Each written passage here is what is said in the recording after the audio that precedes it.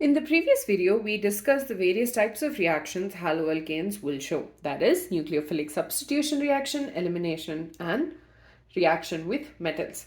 In this one, we are going to be talking about nucleophilic substitution reaction. It's only going to be a basic idea about what nucleophilic substitution reaction is. Now, the word nucleophilic means that you have a nucleophile involved. And a nucleophile is something that is nucleus loving, or so it's going to have a negative charge.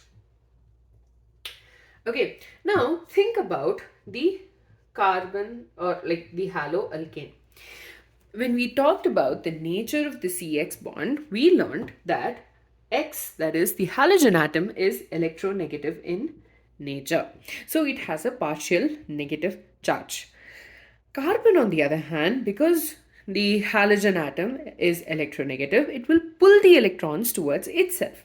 And because of that, the carbon atom is going to gain a partial positive charge.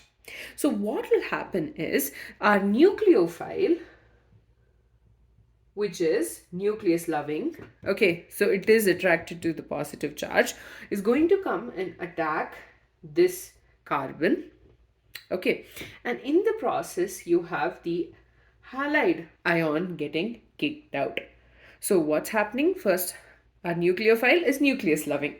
And we know that the carbon halogen bond, the bond between the carbon and the halogen atom, is polar because of the partial positive and the partial negative charge of carbon and halogen atom respectively.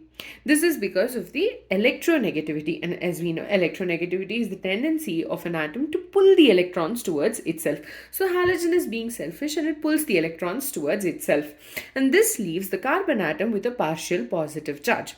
What will the nucleophile do? It likes the nucleus. It is attracted to the positive charge, because it in itself is negatively charged, and it's going to come and attack the partial positively charged carbon atom. And while it does that, the halogen atom is getting kicked out as a halide ion. So this leads to the formation of, so here first of all you have a substitution taking place where the nucleophile is substituting the X, the halogen atom. And since this reaction is being started by a nucleophile, it is called a nucleophilic substitution reaction. Okay, now in your textbook you've been given a couple of so this table is very important.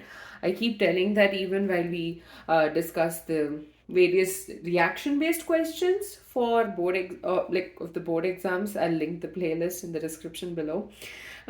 So this particular table is extremely useful, especially for like the various conversions, right? And so you have, if the reagent is sodium hydroxide, let's say we are taking sodium hydroxide over here, and you have the alkyl halide, our nucleophile is going to be OH minus, right? And this OH minus will come and attack this carbon, and the X is going to get kicked out. And this in turn will give us an alcohol. NaX would be formed. But so the substitution product is the alcohol which is formed, ROH. And one thing I would like to point out over here is KCN and AgCN. This leads to the formation of RCN and RNC. RCN is a cyanide or a nitrile group, whereas RNC is an isonitrile. So CN, because of the fact that it can be bound to another carbon either through the carbon itself to lead to the formation of a cyanide. If it forms, okay, you know what? Okay, so we have CN. It can form two products, which is RCN or RNC, and R is the alkyl group. Now, when you have the RCN, it is called as a cyanide, whereas or nitrile, and this is an isocyanide or isonitride. Now, this particular nucleophile is called an ambident nucleophile because it can be either bound from the carbon side or it's forming a bond between the nitrogen and the other carbon. So, because of that happening, this particular nucleophile is called an ambident nucleophile. Now, if you notice in your in your textbook, in this table, you have KCN and AgCN. Now, KCN is giving us a nitrile, whereas an AgCN is giving us an isonitrile. And this is because of the type of bonding in between the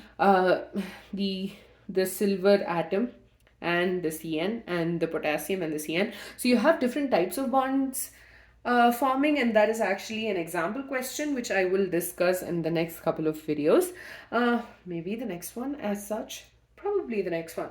So basically it's to do with the fact that KCN is an ionic compound, whereas AgCN is covalent in nature, and that in turn leads to the formation of nitriles and isonitriles.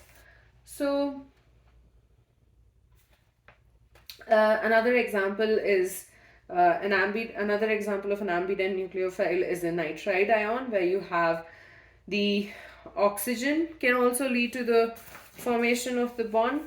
So here you have KNO2 and AgNO2.